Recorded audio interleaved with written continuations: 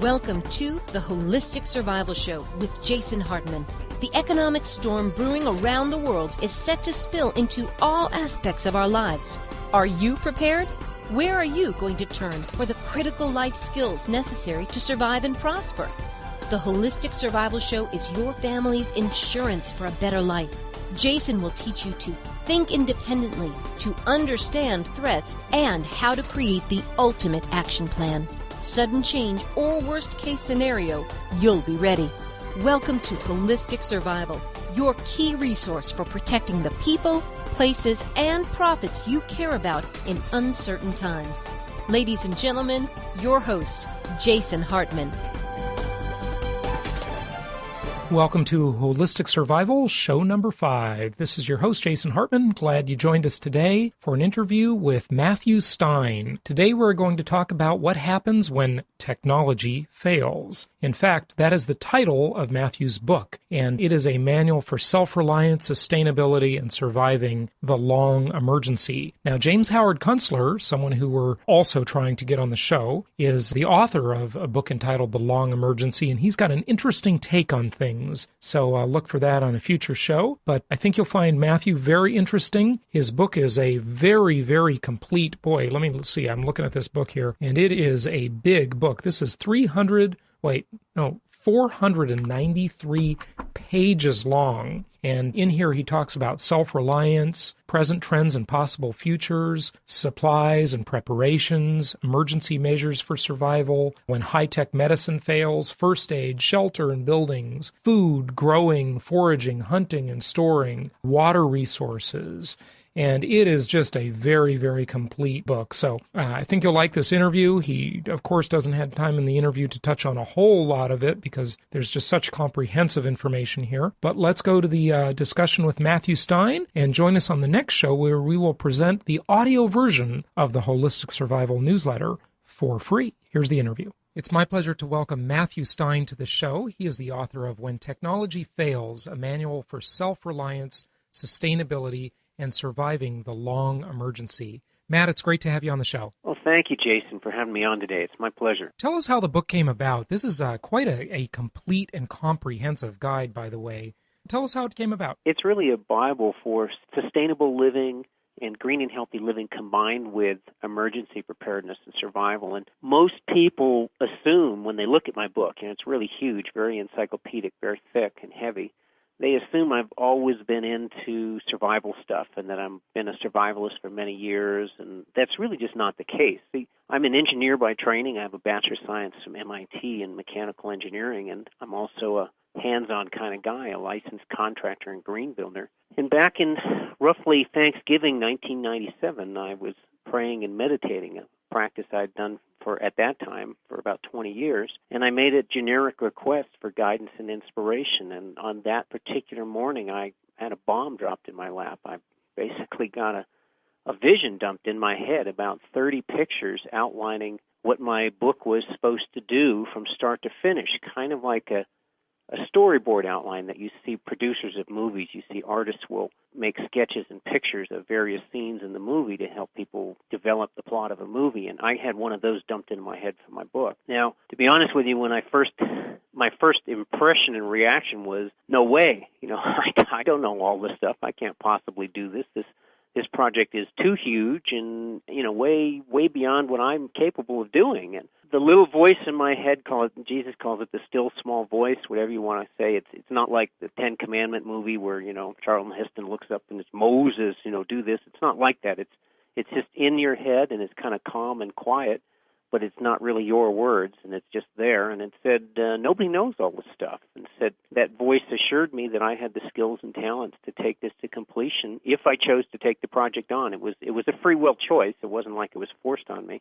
So it took me about a year to actually decide that maybe it was a project that was a good idea and that maybe I could actually do it. Another year to write a proposal and sample chapters and get it sold to a publisher, and another year to finish it. So it was 3 years from the time the bomb got dropped on me in 1997 at Thanksgiving before it came out, roughly Thanksgiving in 2000. Well, I've got to compliment you because this is really an encyclopedia. I mean, this is a large book. It is incredibly complete, and we're definitely not going to have time to cover the sort of technical and how-to stuff very much today. I want to really focus on, Matt, as we discussed, on Chapter 2 and then Chapter 16, which gives a really good overview of things. Let's talk about present trends and possible futures, and then we'll get into what we can do about it and why. We'll talk, of course, all along why we should be concerned and paying attention to this. Well, just to give you a little background on those two chapters, when I started writing the proposal for the book, I was focusing on the practical how-to chapters I was comfortable with. I was focusing on the water chapter because I designed backcountry water filters and consumer filters in part of my engineering business, so I'm a real expert in that area. I was focusing on shelter and building chapters. I've been a carpenter and I'm a green builder, so that was another area. And I was focusing on renewable energy chapter because as an engineer and carpenter with an interest in renewable energy since the 70s, another area I was comfortable with. But then one day that little voice in the head chimed up again. It's not like I hear it on regular occasions. It's actually quite rare. And it said, no, you got to focus on the future of the world, which is Chapter 2, Present Trends, Possible Futures. And so I started focusing my attention on reading all of the world's best writings on ecology and what's happening in the state of the world and where we're going and what we can do about it. And I'd always considered myself to be quite ecologically aware, and yet as I dove into these deep, heavy writings, I realized that our world is much, much closer to collapse, to systemic collapse, than I had previously imagined.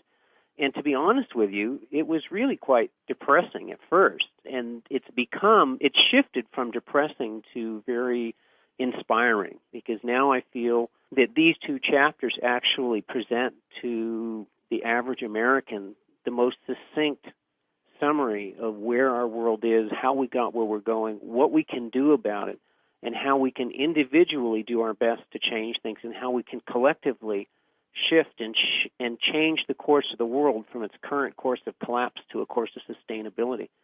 And so this chapter, which really was quite a bummer to start, has become the chapter of the book that I'm most excited and most interested in. Well, you talk about a few of the major threats out there, and I'll just sort of outline those, and if you can touch on each one, the eco threat, the environmental situation.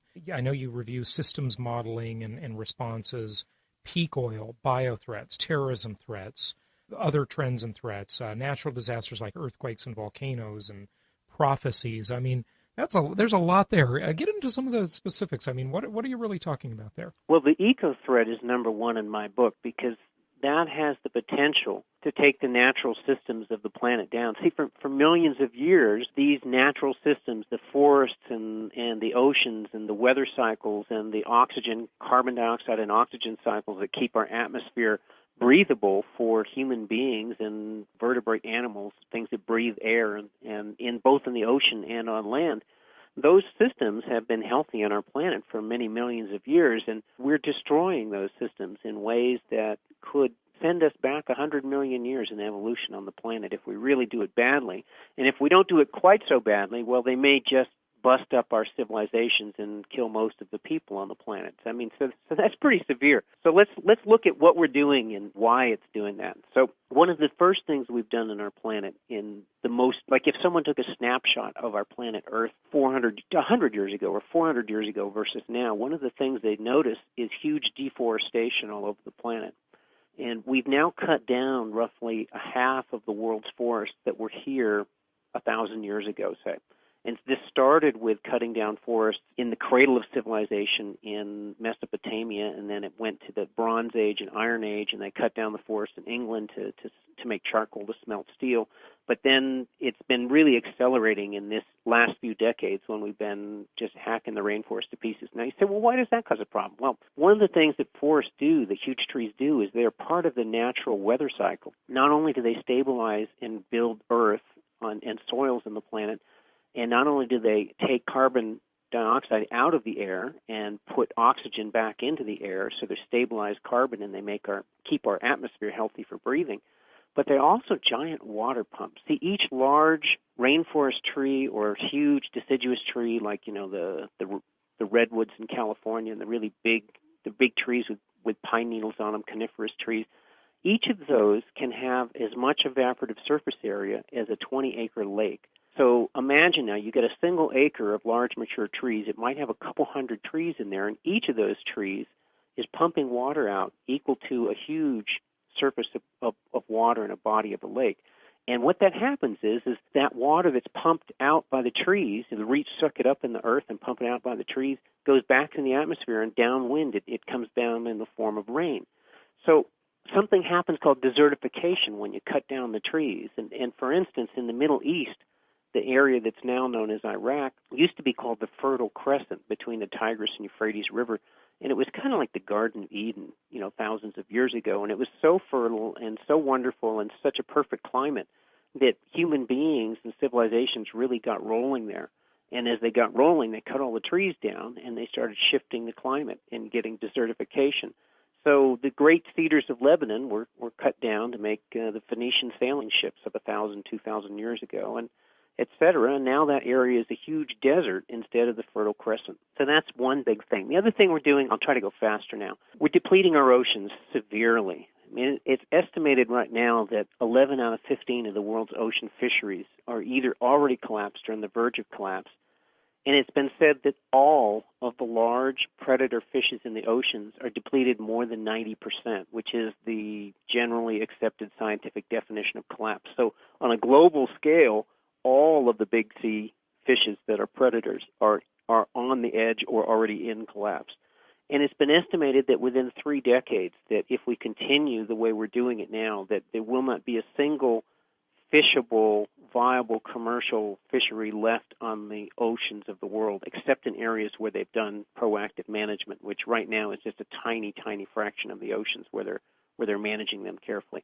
So here we're collapsing our oceans. Now, one of the scarier things, everyone knows that the weather's changing. There's some debate like, is global warming real? Is it a hoax, et cetera? But there's a lot of debate on that. There's a lot of data and a lot of science that indicates it is real. I don't say that unequivocally global warming is going to take us down, but it's got that potential to do it. And there is another thing that's tied in with the atmospheric change that is probably a civilization buster far more severe than global warming. And whether or not global warming exists, this is going to happen if we keep up what we're doing. And that's called the acidification of the oceans. See, when we pump all of this carbon into the atmosphere that we're doing each year, then the rains combine with that CO2 in the atmosphere, and it makes acid rain. And we've all heard about acid rain and killing the forest. Where I grew up in the East Coast in the Adirondack Mountains, all of the beautiful lakes that were abundant backcountry fishing and trout fisheries when I was a kid, everything above 2,000 feet is dead now from acid rain.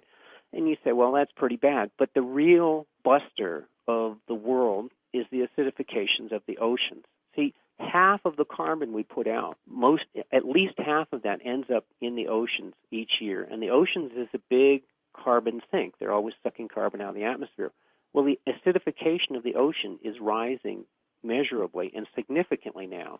And if it continues at this rate, it's not that long, I think not too many decades, before it starts collapsing the food chain of the ocean, which includes dissolving the little shells and the diatoms and planktons, that the food chain and that everything in the ocean food chain depends on the bottom of the food chain. That's those diatoms and planktons, and also dissolving the calcium shells out of the coral reefs and killing them. So if we really do collapse those, and these are things that were around millions, hundreds of millions of years before any actual fish and before actual vertebrates on the planet. If we totally take out the bottom of the food chain in the oceans, that's going to collapse the oxygen system that makes our atmosphere breathable, and it's going to take the whole planet down. And that is something that we're doing. And there's a definition of insanity that says insanity is doing the same thing over and over again and expecting a different result. Now, any scientist will look at the trends in atmospheric carbon, will look at the trends in deforestation, will look at the trends in fishing out the oceans, and will say each one of these trends, if continued, will collapse these systems. Period. We must do something different if we're going to not collapse these systems. Even for those who don't believe in global warming, even if they believe in an ice age, I mean, there's a whole contrary school of thought to the global warming people. So even if you believe in the opposite, the acidification can still occur, right? That's correct. The acidification is simply you put the carbon in the atmosphere, the rain and it goes combines somewhere with carbon, yeah. It makes carbolic acid, it falls in the land, it falls in the rivers, it falls in the ocean. So that's something that it's simple. You put the carbon out, that the atmosphere is not used to having that level of carbon in it. And we now have more carbon in the atmosphere than we've had for over 1 million years from ice core samplings. So whether or not that's affecting the weather, which I personally believe it is, but if it isn't doing global warming, it is going to acidify the oceans, and it's measurably acidifying the oceans, and it's a civilization buster if it keeps up. Energy is obviously a huge, huge concern, and we've seen in the last year oil prices go from a high of $147 a barrel down to where they are now at about $42 a barrel and everything in between. I personally think by the end of the year we're going to see oil back at $70 to $100 a barrel, somewhere in that range. You're a believer in peak oil, right? Well, I'm definitely a believer in peak oil, but the price of oil is a double-edged sword. And it's been predicted all along by the peak oilers that you're going to see big fluctuations. You're going to see oil go up so high that it causes economic crises, and then it falls down because of lack of demand and then go back up again. So the people who think, well, the price dropped down, so peak oil is baloney, that's just not so. And none of the peak oilers didn't expect the price to fluctuate like it did. And to go up that much in the first place. So, the oil price is largely based on speculation and all sorts of other things in the short term. But in the long run, energy is probably going to get more expensive. And if the peak oil theory is true, which quite a few people believe that it is, what is that going to mean as a threat to us? Well, it's a huge threat because currently our world is run on oil. We're basically eating oil. The average item of food in America travels something like 1,800 miles from where it's produced till it actually reaches your refrigerator or your plate. And that's, by the way, a ridiculous thing. This centralization of food production is scary to me because people have become so dependent on giant companies producing food far away. It's not good on the environmental prospect. It's not good on the survival prospect when people become so dependent on systems that can fail. Well, that's a whole big part of my book is that, 150 years ago, when our grandparents were kids, every small community in the country, pretty much, every decent-sized community, they had someone in that community that knew how to grow, fabricate, or make pretty much everything that was needed to sustain a reasonably comfortable lifestyle. So if the boat stopped coming from England or whatever, it was just not a big crisis, and someone could make shoes, someone could sew clothing, someone could throw pots and blow glass, and there's a local foundry to cast metal, and if it was more modern, it had the machine shops to cut and make things. And now most of that stuff's been shipped offshore. So we've got this terribly fragile global economy right now where all of our stuff comes from far-off places in the world, and it doesn't take much of a hiccup in the system to all of a sudden shut everything down. Like, just imagine if something happens and the internet goes down, for instance, how much we rely on that right now, or your computers aren't working. I mean, I remember about 10 years ago now, my brother and sister-in-law were driving through California's Central Valley on a scorching hot day. It was like 115 degrees in the Central Valley, just blazing hot. And they're in their air-conditioned car, and so everything's fine. And they were running out of gas, and they pulled up to the gas pump, and they thought, well, what the hell's going on here? There's like 20 people around, and people are sitting outside their cars fanning themselves. And it turned out that on this really hot day, some power lines in Oregon stretched in the sun and in the heat and shorted against some tree limbs. And there was air conditioners all over the western states going at the same time, so the grid was really maxed out. So when that one power line in Oregon shorted out, it caused a cascading failure in the grid, and it took it down in something like 13 states. So here they were in 115-degree heat. No credit cards were working. Cash registers didn't open. When I was a kid, all the cash registers had hand cranks so that when the power went out, you could still crank it and work it mechanically. All that's gone. So they couldn't buy a drink. They couldn't buy a gallon of gas. They couldn't check into a hotel. They couldn't do anything. And then now imagine if that continues for days or weeks. What does that do to people? Civil unrest. Just a few hours was really horrendous for them in 115-degree heat. People say, well, is this real? Well, last year, the International Energy Agency did what they'd never done before. This is the agency that advises countries all over the world on oil supplies and oil prices, and countries make their determine energy policy often based on information from International Energy Agency, the IEA. Well, last year they went out and they took exhaustive data on the world's oil fields. And what they found shocked them. Now, here are the industry experts, and they'd been telling the world that peak oil wasn't going to happen or be a problem until like 2030. And the year before, they'd estimated the world's oil fields depleting at a rate of 3%. Well, when they actually looked at the data, instead of just taking all their little insider best shoot from the hip best guesses, they found that the world's oil fields are depleting currently at a rate of 9.1%. Now, that's a huge number. That means that, if a field's producing 100 million barrels this year, then next year it only produces 90 million barrels, and the next year it produces 81 million barrels, et cetera. And they said that when you went out and spent a large capital investment on enhanced oil recovery, or EOR methods, and that means pumping CO2, water, special chemicals into the wells to free up more of the oil, then the decline was only 6.4%, so not exactly wonderful. So that means even with all that capital investment, if they put it into all the oil fields in the world, they'd be declining at more than double the rate that they had estimated the year before. So what does that mean? That means that if we're going to maintain the world's oil production the way at where it is now, not increase it, but just maintain it, we'd have to discover and develop a Saudi Arabia's worth of oil every 1 to 2 years from now to eternity. And that just isn't going to happen. It turned out that the world's oil production of regular sweet crude oil actually peaked in 2005, 2006.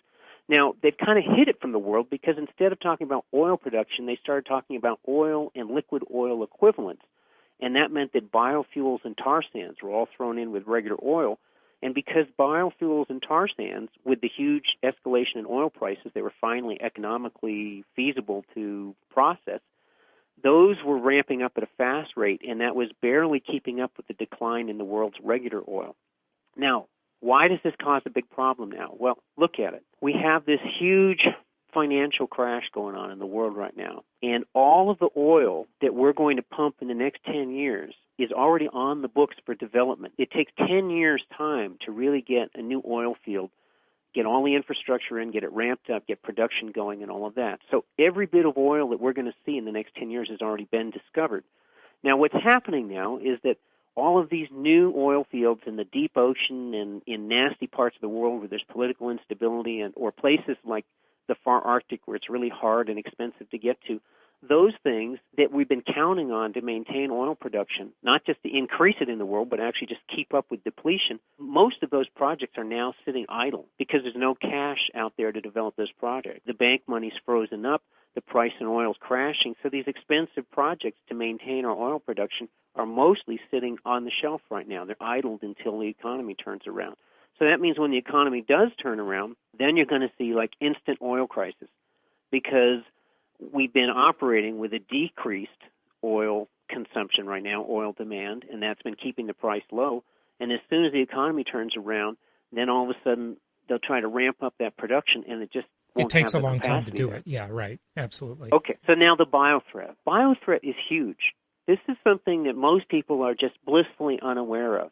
And this is another civilization buster, and this is something that you can proactively do a lot. There are tools, alternative tools that you can have that each and every one of us can buy, and I go over them in my book, and I'll talk about a few of them right now, that can help prepare you for the world's superbugs, for the next pandemic in the world. Now, people say, well, we have all this high-tech medicine, so, I'm just going to trust my doctor.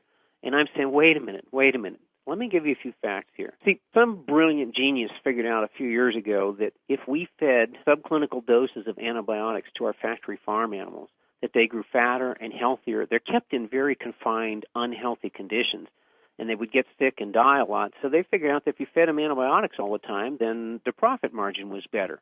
Now, what that does is that turns our factory farm animals into factories for breeding antibiotic-resistant superbugs.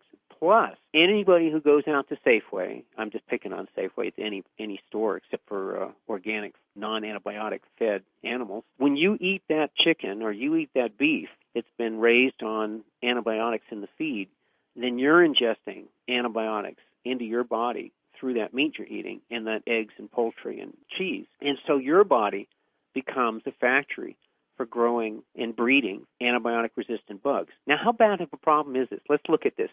Last month, Miss Brazil, this just incredibly beautiful young woman from Brazil. She was in the top 5 finalists in the Miss World pageant just a couple months back. She came down with an antibiotic-resistant infection, went into the hospital, pumped her full of antibiotics, didn't work. They amputated her hands and feet in an attempt to save her life, and she died anyways. Now, I had a friend of mine. I haven't met him personally. He's another MIT guy, and he had a stock in a silver mine back in Utah, and in the 90s, the price of silver dropped so much that it was costing them more to mine the silver than they could sell it for. So they thought, well, maybe let's look into colloidal silver. There's silver used in medicines, and it's kind of big in the alternative medicine world, and let's see if we can produce this. Well, around that same time, his wife went into the hospital for some minor operation or something, and she came home with methicillin-resistant staph infection, and it wasn't responding to antibiotics, and they were contemplating amputation. Now, he said, well, before you cut my wife's leg off, let's try colloidal silver and see if that works. So he, made homemade colloidal silver, used it on his wife, kicked the infection, and she's fine. So since then, they developed a process for developing commercial quantities of colloidal silver, and it turned out that they stumbled onto a process that made a silver with an extra active component. It's a nanoparticle multivalent silver, and they're using it in Africa in clinics to heal drug-resistant and non-drug-resistant malaria. They're kicking malaria in 5 days, faster than with antibiotics, and it works in the drug-resistant stuff, and it's way cheaper. This is just one item to have in your back pocket. You don't want to be like Miss Brazil, where you're counting on those doctors to do the right thing. You see, alternative meds like silver, homeopathy, grapefruit seed extract, oregano oils, olive leaf extract, those kinds of things, they're not patentable, and so there's no money to be made in them. You can't spend $5 to $25 million to run this stuff through the FDA. It's like you don't have a guaranteed profit because you don't have a patent. Yeah, you don't have any exclusivity. That's what they say about the herbal medicine stuff. So there's no money in it. Yeah. So the doctors don't know about this stuff unless they're into the alternative meds. So you got to open your eyes. Think about it. Early part of the century, 1918, a flu goes around, Spanish flu, kills 20 to 50 million people worldwide. In America, it kills more people than died in World War I. And this flu is kicking. 1 out of 3 healthy young people in America dies. That goes into the hospital with this flu dies. Now, homeopathy hospital, 0.5 to 1%. Instead of 30% fatality rate, 0.5 to 1%. Now, doctors say, oh, homeopathy, it's just voodoo stuff. It doesn't work. They don't understand it biochemically and physically. According to physicists, biochemists, it shouldn't work, but it does. It stimulates the body's immune systems in ways that scientifically we don't really understand, and yet it works. So in the case of the Spanish flu, when there was nothing the regular hospitals had to work at it, the homeopathy made from a duck liver, diluted 1,000 times, worked. Now, it turned out, in looking at these bird flu or Spanish flu specimens that were preserved in wax from some of the corpses, when they did recent DNA analysis, it turned out that this deadly flu from the early part of the century appears to have started out as an avian flu, like the bird flu scare we had, for the last few years. And then it mutated into a swine flu, and then it mutated into a human flu. Now let's talk about this and why this is such a huge threat. The field of modern genetics is really fascinating. They've learned all kinds of stuff that they had no idea existed 20 years ago. They found that viruses have the potential to gene swap. In other words, one virus can get next to another virus and they can share genetic material. Well, what does that mean? Now imagine that some guy in Vietnam who lives with his ducks and chickens comes down with a human flu that it's easily transmitted. The human flu, you sneeze on the guy next to you and he gets it, and he sneezes on the guy next to him and he gets it. Or you shake his hand. Yeah, shakes their hand. He wipes his nose and then shakes somebody's hand. They wipe their nose or scratch their eye and they get it. Now everybody's got it. Okay. Now, that's like a flu virus that's easily transmitted, highly contagious, but not deadly, and it transmits from human to human to human. Now there's a virus that's transmitted an avian flu, say. It goes from duck to duck to duck and duck to chicken, and it's very deadly in the birds. But it's not so easily transmitted to humans. It doesn't have the proper genetics to bond to humans and make it happen in humans. So now what happens is this guy who's living with his ducks in Vietnam, and he's just surrounded by the filth and the birds, he's a poor guy and that's his livelihood. He's got this very contagious human flu in his body. And then he's depleted, and he's not feeling so good, and he's run down, and his rundown system actually catches that avian flu, just like has been happening in the last 5 years with people catching avian flu, mostly in the third world, people who live around tons of poultry.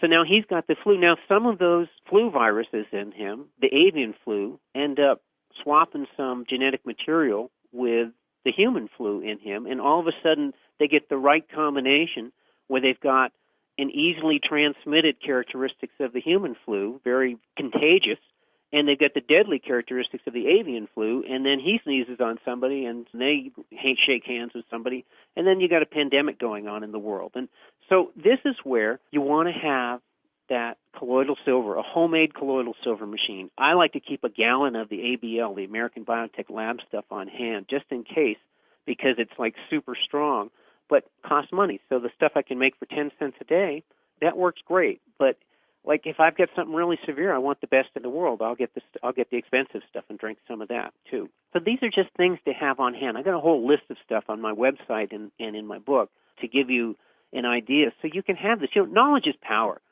And being prepared, it's like car insurance. We all have car insurance, and none of us goes out into the car and says, gee, I think I want to get in a head-on collision today. It's like, no. You hope to God that you never get into that wreck and that you never need that insurance. But if that day happens, then you thank God you got that insurance, because maybe your $40,000 brand-new SUV just got tanked instantly, and you still owe $35,000 to the bank on it, and you got no money and no credit left. And if that car disappeared in a day, you'd still owe that money to the bank. So you have that insurance.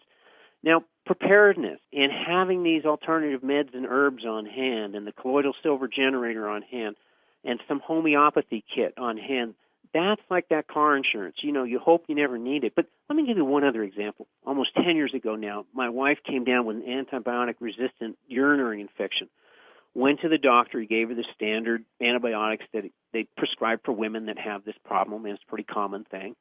Takes that, doesn't work. Goes to the doctor, gets the next level, takes that, doesn't work. Goes to the doctor again, third visit to the doctor, gets Cipro, which is like one of those last defense, super expensive, very toxic antibiotics. The Cipro sort of works. In other words, when she's taken the Cipro for like a week or whatever he prescribed, then she's okay. She doesn't feel so hot because the Cipro really zaps your energy and it's pretty toxic. It's hard on her kidneys, but, at least the infection's under control. 3 days after she's off the Cipro, boom, it's back. Goes on the Cipro again. 3 days after she's off the Cipro, boom, it's back. Goes on the Cipro again. 3 courses of Cipro. Finally says, wait a minute. This is going to take my wife's kidneys down. She'll be on a dialysis machine for the rest of her life. This is not working. So 1 week with homemade colloidal silver, 10 cents a day worth. 1 week at the same time she's taken grapefruit seed extract diluted in water from 15 drops in water 3 times a day from the health food store. It's gone. Never comes back. So you just got to say this makes sense. It just makes sense. And you want to be ready and you want to be prepared. And, if there's a huge pandemic going on, that's kind of be too late to find these things because it'll be off the shelves. Desperate people will all be gone. No question. Talk to us about terrorism. Well, terrorism, when I look at the scale of threats in the world, for instance, on the scale of things, terrorism has been really pretty small. The World Trade Centers came down. There was a couple thousand people dead. Very limited in terms of what it hit. Hurricane Katrina, killed a couple thousand people, but it devastated the homes for millions of people. It was a huge thing. The tsunami took down a couple 100,000 people. The Spanish flu took down 20 to 50 million people. So it's a relatively small threat. But one of the things about the terrorism threat is that our thirst for oil in America is feeding huge amounts of money to countries where the people don't like our philosophy, don't like Americans being in their country. It's putting our military presence, our industrial presence into these Middle Eastern countries where the average person is really down on America. So we're feeding the fires through our oil habit. And the only way we're going to really improve that is by getting off the oil habit and is shifting ourselves away from it. And we can't drill ourselves out of it because we have 4.5%, roughly 1 in 20 people in the world is American. We're using a quarter of the world's oil, and we only have 3% of the world's known oil resources. So a teeny country like Iraq, they got 12%. They got 4 times as much oil as we have. In Iran, another teeny country we've been rattling our sabers at, Well, they got another 10 or 12%. So between those two countries alone, they got about a quarter of the world's oil, between two little countries with a tiny fraction of the population of America. Gee, is it any wonder that our military is over in that area? Is it any wonder? So the terrorist threat is going to still be there, and you need to do your best to be ready. You know, you can't prevent everything from happening, but getting off the oil habit on a large scale will help cut down that threat. And on a small scale, having a grab-and-run kit, having the emergency preparedness items, having filter for your air so that if there's short-term nuclear, like dirty bomb went off or something, I have knowledge in my book that says, okay, if in this situation, these are the best things you can do to protect yourself. And in that situation, this is the best thing you can do to protect yourself. That knowledge is power, and it gives you peace of mind to know that at least you're prepared with the knowledge and with the basic supplies on hand to do the best you can do in the event that some terrorist act does happen and it does hit in your neighborhood. What about prophecies? There's a lot of people who point to the year 2012. Yes, and there was a movie coming out about that. I saw the trailer, and it was pretty ominous. I must admit that I had no anxieties whatsoever about Y2K in the year 2000. I figured that was a silly little computer chip, and it was just a number on the calendar, and there's too much money at stake, it'd be easily solved. I must admit I have more anxieties about the year 2012. I personally do not believe the world is ending in 2012. Some say it'll be really a new enlightening, a new time when things sort of change. You know, obviously it's the end of the Mayan calendar. The end of the Mayan calendar, I do believe that it's a shift, it's a giant turning point, and that 2012 is kind of like a date in the middle of it. And I do believe that a lot of the trends I'm talking about are coming to a head around the year 2012. Between the peak in world oil production, the ecological shifts and potential calamities on the planet, a lot of that is really in your face. I mean, it's getting in your face now, but I see it as really coming to a head around 2012. So I see it as a turning point, and I believe that we have free will as human beings, that we can proactively shift the direction that business is taking us in the planet. That currently I believe that business as usual will take the planet down, will collapse the natural systems, will cause most of the people on the planet to die. But I believe that just as we rose to the occasion and stopped Hitler, and just as we rose to the occasion and put President Lincoln into power and eliminated slavery in this country, I do believe that we can turn the tide, build a sustainable future, and set the course for a global renaissance in this country and throughout the world. And I believe that that's possible. So I see 2012 as kind of a dividing point where we either rise to the occasion and make these changes and they end in a real renaissance on the planet, and really turning it around in the sustainability direction, or we are unsuccessful in our attempts to overcome the current momentum of business as usual, and that we collapse these natural systems and we end up with a Mad Max future, and I don't think anyone wants that, except for some sociopaths out there. I don't think that there's many people who actually want the Mad Max future. I can't say I have the answer. A friend of mine, military guy, he was in this crisis where his wife was kind of crazy out there, and she'd gotten a boyfriend and cleaned him out financially, his retirement, everything, and left him penniless, and he divorced, and he's praying to God and saying, why? And the answer popped into his head, I freed you. You're Catholic. You never would have divorced. Without this, it couldn't have happened. And then he's like, why didn't I know ahead of time? And he realized, and he uses this military term, he says, God works on a need-to-know basis. In other words, you don't get the information 10 steps ahead. You get the information when you need it. So when I got the vision for writing my book, the little voice indicated that millions of people were going to need the information in my book. Now, at that time, .com was booming. Business couldn't be better in America. The second intifada in Israel had not started yet. It looked like the Palestinian peace process was going to be resolved shortly. And oil was at a 30-year low when you factored inflation in. And I get this apocalyptic vision. But I didn't get the vision saying what's going to happen in 2012. I just got the inner vision that said a lot of people are going to need the information in this book. And this is something that will be extremely valuable, and we're asking you, we meaning, I don't know, didn't say Jesus, didn't say Buddha, collective Holy Spirit, the masters on the other side, who knows? I didn't get a name attached to it. But it indicated they said, we would like you to do this.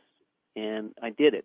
But I can't claim to know exactly what's going to go on. But strictly from a scientific point of view, it doesn't look great. So what about, let's kind of jump ahead to the end here and just wrapping up quickly. Talk to us about some of the solutions. You know, when we jump ahead in the book to chapter 16, we've passed all the how-to stuff. Give us some of the solution-oriented discussion. Some of the solutions are doing stuff on an individual basis, like energy efficiency in the home, changing your light bulbs, hybrid cars. Those kinds of things are great steps in the right direction. They increase your conscious awareness, but they won't solve it, but they're a good step. The things that are going to really solve it is making the shift to sustainability. So I've got 12 different points. I won't go through them all, but why don't I start on a few of them? Yeah, just highlight a couple of them. Okay.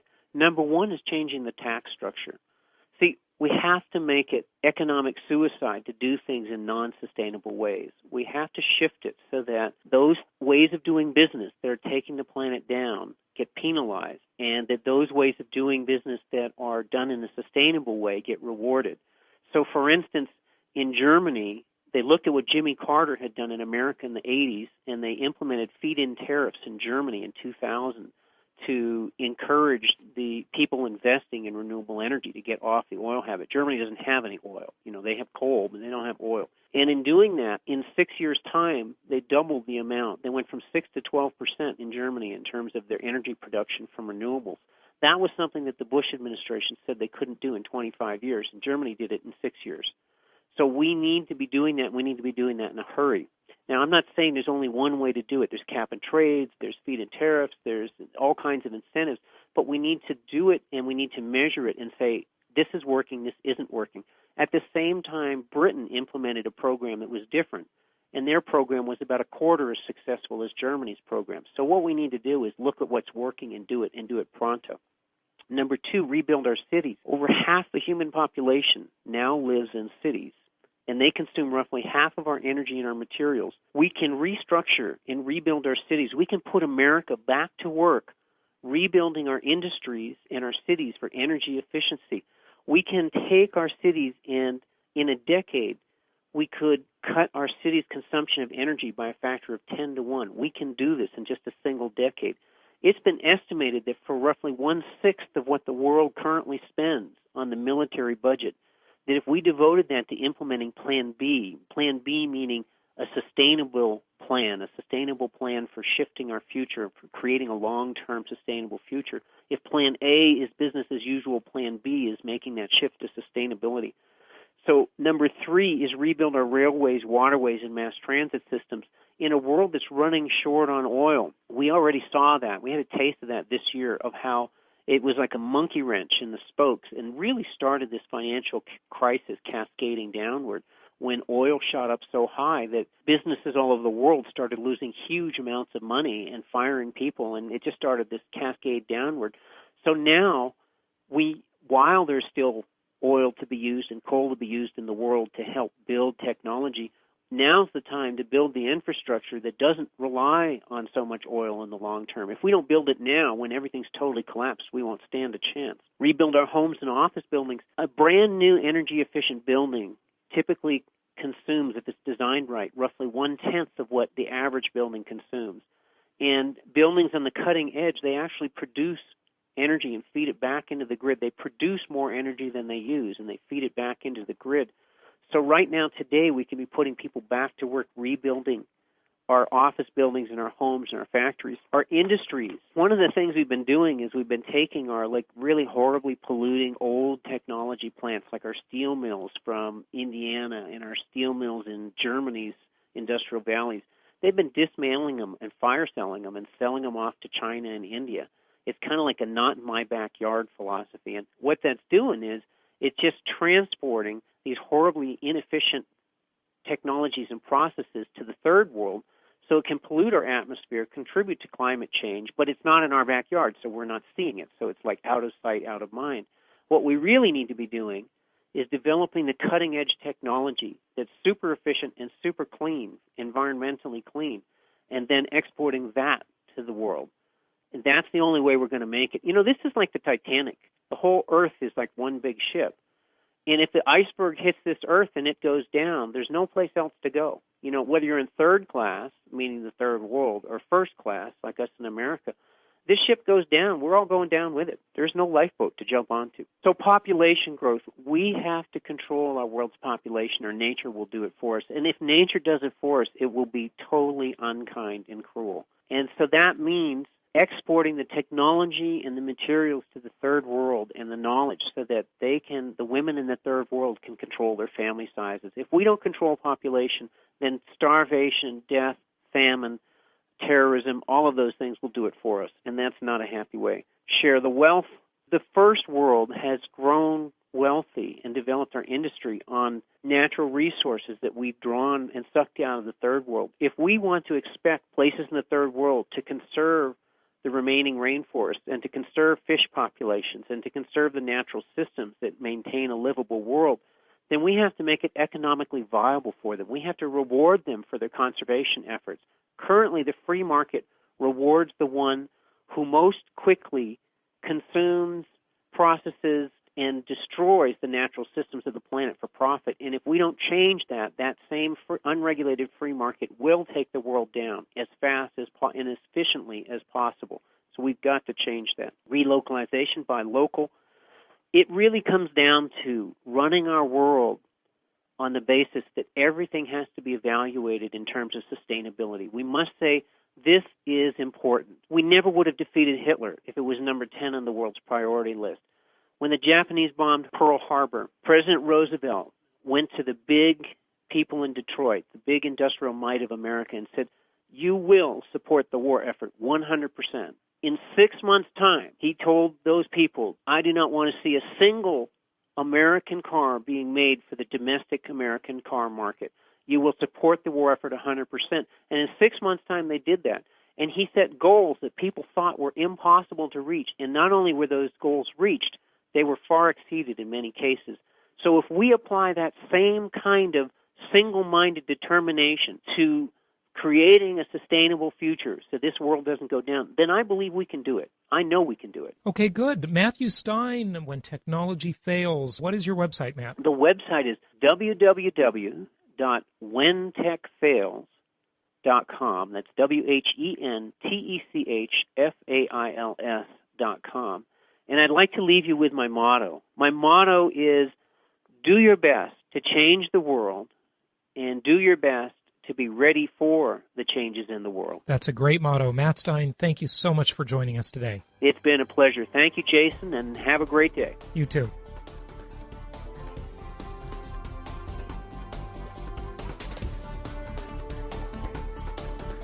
Thank you for joining us today for the Holistic Survival Show, protecting the people, places, and profits you care about in uncertain times. Be sure to listen to our Creating Wealth show, which focuses on exploiting the financial and wealth creation opportunities in today's economy. Learn more at www.jasonhartman.com or search Jason Hartman on iTunes. This show is produced by the Hartman Media Company, offering very general guidelines and information. Opinions of guests are their own, and none of the content should be considered individual advice. If you require personalized advice, please consult an appropriate professional. Information deemed reliable, but not guaranteed.